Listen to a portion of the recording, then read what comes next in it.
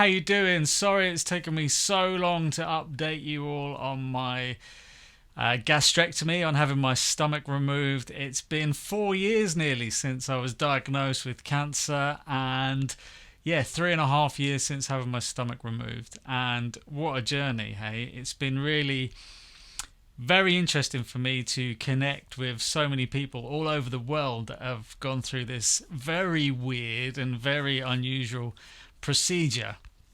And for a lot of you who follow me for the music stuff and the bass playing thing, for years I was a bass player and spent a lot of time going around the world meeting loads of people because of music, and I still do that, which is amazing. But also I've got like this new group of people who have gone through this really hideous traumatic thing of having to have their stomach removed because of, or if anything like me, because of cancer and having a tumor and having to have that removed.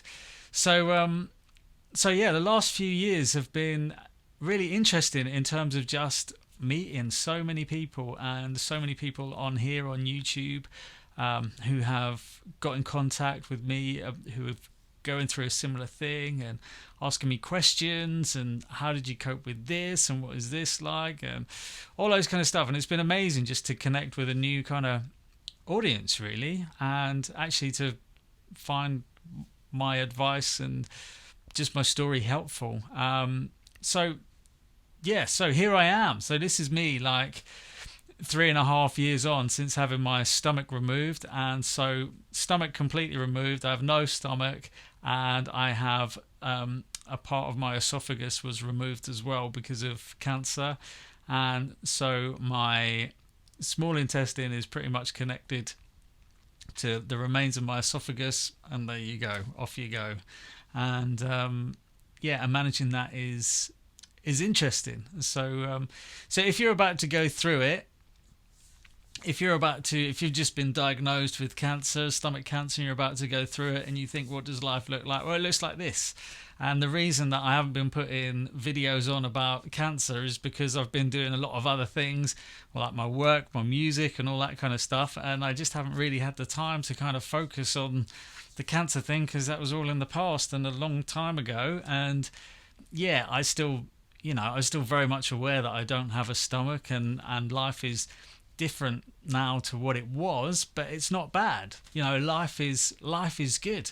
I'm working. I've got I'm working, still doing music thing that keeps me very busy over the summer, even though a lot of people were in lockdown and things like that. I was very fortunate to have a gig where I was working 6 days a week and working a lot, and energy wise I was able to cope with it. It wasn't an issue, and it was all good. So enjoying life, really enjoying life. I'm healthy, I'm fit, I'm the fittest I've ever been in my life, I would say. I'm not fit at all, really. It's not really something that I've ever been until kind of now. And this year, points of this year where it's very dark and horrible now. It's the 1st of December today, and it's just grim. So I was running, doing regular kind of 5Ks. It was my 40th birthday in the summer, and I thought I want to run a 5K on my 40th birthday, because I've never done that. I've never really been that fit, and so I did that for my 40th birthday, which was great. I was doing 100 press-ups a day. Really, yeah, great. Really enjoying being fit and that kind of thing, which I never actually did before I was ill. So yeah, so there's some real big positives, and it's important that if you're now going through this, that you see what I'm up to and think, yeah, that could be me, because that's what I had to do.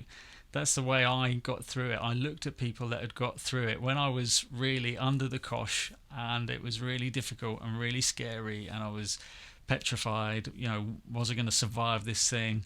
How was I going to manage a household? How was I going to be a good dad through it all? How was I going to be a good husband? And all those kind of questions that we all have. What happens if I die?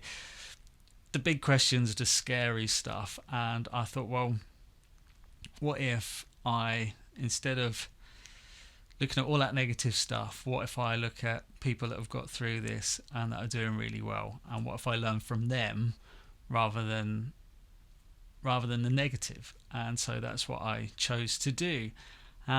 a lot of people ask me about lap staging and the staging, what stage my tumour was, and actually I didn't ask. I didn't want to know. I started to Google cancers and those kind of things, and I know that it was in some of my lymph nodes. I know that the cancer had actually surrounded the whole of my stomach and had gone into my esophagus. So I had the tumour in the stomach. The cancer has completely surrounded my stomach and was going into my esophagus. So that's all I know. I didn't want to know what stage it was, because if I knew what stage it was, it would mean that my journey would go down a certain path, and I didn't want someone else's path to determine my path. So I didn't find out. Probably not wise. I don't know, but I'm here and I'm healthy and I'm enjoying life. So yeah. So that's good. And I was very aware as well that if I only focused on the cancer, if I just had like this thing enters your world, all right, like that, all of a sudden it's like you've been told that you've got this thing and it's going to change your life forever. And so it just takes your focus away. And if you spend the rest of your life looking at this, your focus isn't around you to enjoy all the good stuff. So it's a real mind game to get your focus away from this and onto normal life. And it's building like these new neurological pathways in your brain so that your thinking can always go to the good stuff rather than focus on the cancer. And that has been the journey, that has been the challenging thing. It is finding every day ways to strengthen myself, to inspire myself, and to know that actually life is good. I personally believe God is good, life is good, and I need to trust that there's a good God and he's got a plan for me. So that was my focus, and it's paid off. It's been amazing. It's been really good. It's a bit like say for instance you drive down a road every day, and it's a road you're super familiar with, and that's what life's like, right? You drive down the same road every day, you're comfortable, you feel completely safe. Everything's cool, everything's rosy, everything's fine. Then all of a sudden, a nutter's on the road and crashes into you. Now, the next time you drive down that road, you're not going to feel safe. You're going to feel vulnerable, you're going to feel scared. And it's weird because you've driven down this road so many times before, and all of a sudden you're scared of like this nutter driver. And that's how I felt after cancer. I felt like wherever I went, there was just like this nutter driver that was around that could swerve into me at any moment. And so it was just trying to trust that I was safe, just trying to trust that things were good and that things would be good.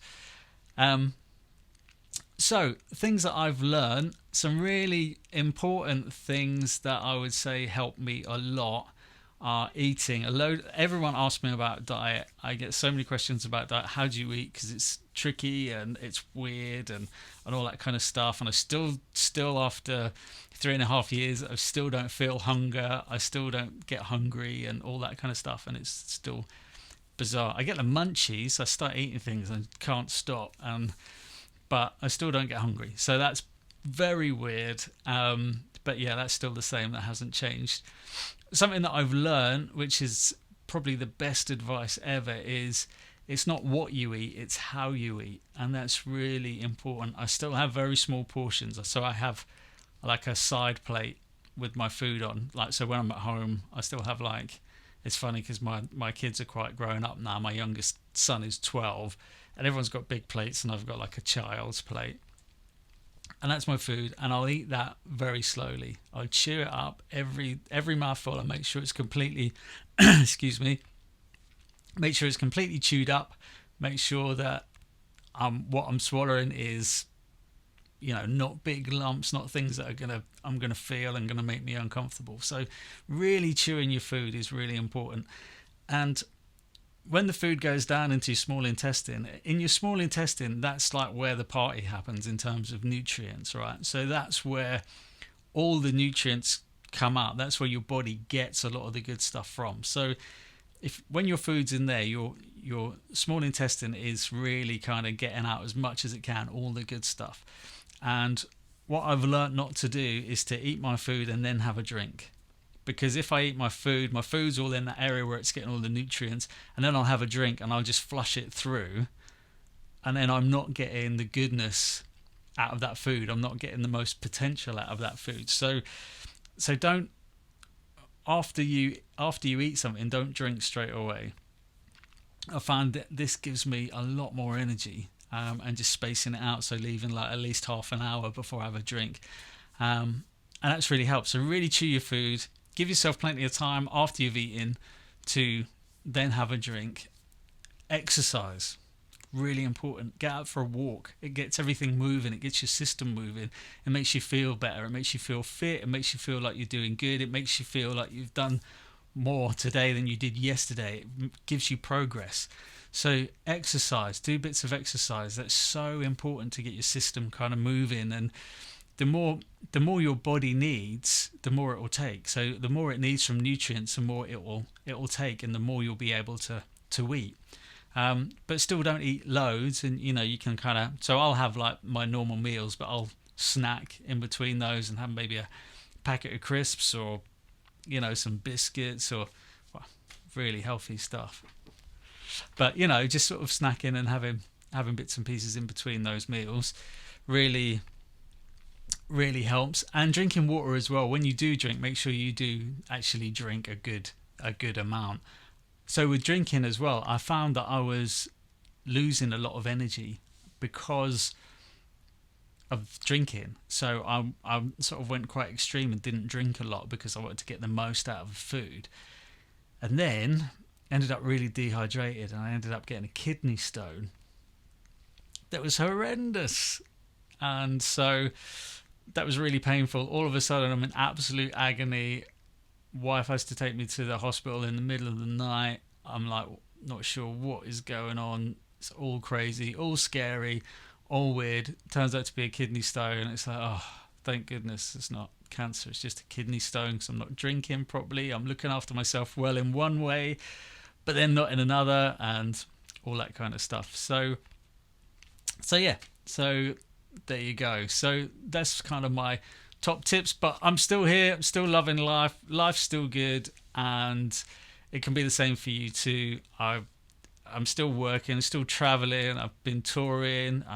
Been doing loads of different things. I haven't done much this year because of COVID, but the year before that, numerous tours with Gloria Gaynor. Year before that, I was working over in Vegas doing bits and pieces, all sorts of stuff, right? So yeah, it's you just got to build some new brain ruts, right? And I know it's really difficult and all that kind of stuff, but just want to say thanks so much to so many people who have emailed and messaged. It's been amazing having emails and FaceTime conversations with people all over the planet who are going through this stuff, and it's so nice to be able to kind of help and advise. And just, I think all I can really do is say, yeah, I've been through it. It was difficult, but there is life after it, and people kept saying to me, like they do in this COVID time, oh well, we've got to get used to a new normal, and that kind of scared me because I liked my life before I had cancer. But the new normal is good. It's manageable, it's fun, and it's all, yeah, it's cool, it's fine. It's whatever you're going to make it into being. So be positive. Again, if you want to message me about anything, if you've got any questions, leave them in the comments. I just realised a few days ago that there was loads of comments that I'd missed for some reason, which so I bombarded a load of replies a few days ago just because I'd missed a load of comments. But you can email me at this address here, and I'll get back to you, and if there's any sort of specific questions. But hopefully that answers a few, and hope you're doing well.